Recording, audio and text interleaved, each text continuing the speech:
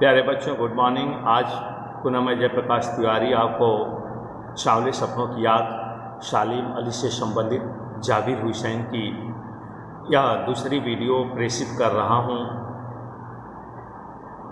इसको देखिए। उन जैसा बर्ड वाचर शायद ही कोई हुआ हो, लेकिन एकांत क्षणों में सालिम अली बिना दूरबीन भी देखे गए हैं। दूर क्षितिज एक फैली जमीन और झुके आसमान को छूने वाली उनकी नज़रों में कुछ कुछ वैसा ही जादू था जो प्रकृति को अपने घेरे में बांध लेता है। सालिम अली उन लोगों में थे जो प्रकृति के प्रभाव में आने की बजाय प्रकृति को अपने प्रभाव में लाने के कायल होते हैं। उनके लिए प्रकृति में हर तरफ एक हंसती खेलती रहस्य भरी दुनिया पसरी थी। यह दुनिया उनकी बड़ी मेहनत से अपने लिए गढ़ी थी। इसके गढ़ने में उनकी जीवन साथी तहमीना ने काफ़ी मदद पहुंचाई थी। तहमीना स्कूल के दिनों में उनकी सहपाठी रही थी।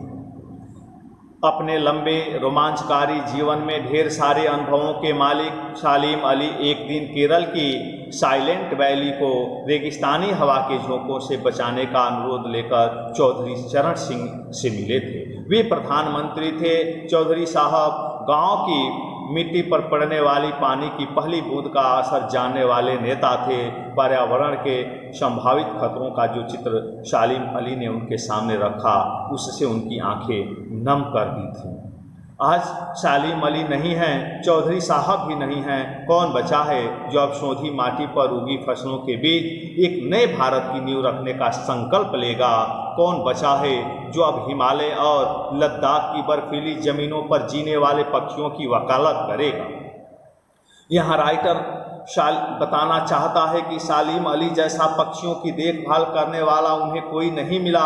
उनकी आंखें क्षितिज तक फैली हुई प्रकृति को बांधने में सक्षम थी, यानी पक्षियों की भी समस्याओं को समझने में मददगार थी। चतुर व्यक्ति थे। उन्होंने इस दुनिया को बनाने में कड़ी मेहनत की।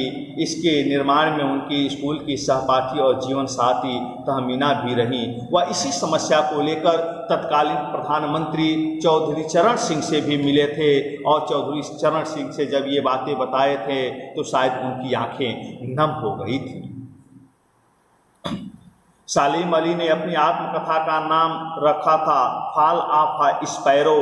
मुझे याद आ गया D.H. लॉरेंस की मौत के बाद लोगों ने उनकी पत्नी फ्रीडा लॉरेंस से अनुरोध किया कि वह अपने पति के बारे में कुछ लिखें। फ्रीडा चाहती तो ढेर सारी बातें लॉरेंस के बारे में लिख सकती थीं, लेकिन उसने कहा, मेरे लिए लॉरेंस के बारे में कुछ लिखना संभव सा है। मुझे महसूस होता है मेरी छत पर बैठने वाली गौरैया लॉरेंस के बारे में ढेर सारी बातें जानती है, मुझसे भी ज़्यादा जानती है। वो सचमुच इतना खुला खुला और सदा दिल आदमी था।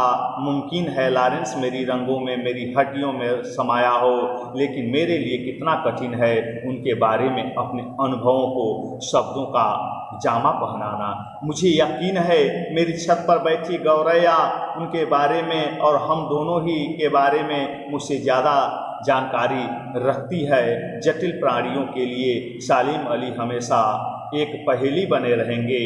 बचपन के दिनों में उनकी एयरगन से घायल होकर गिरने वाली नीले कंठ की वह गौरैया सारी जिंदगी उन्हें खोज के नए नए रास्तों की तरफ ले जाती रही। जिंदगी की ऊंचाइयों में उनका विश्वास एक क्षण के लिए भी डिगा नहीं। वो लॉरेंस की तरह नैसर्गिक जिंदगी का प्रतिरूप बन गए थे। सालिम अली प्रकृति की दुनिया में एक टापू बनने की बजाय अथाह सागर बनकर उभरे थे।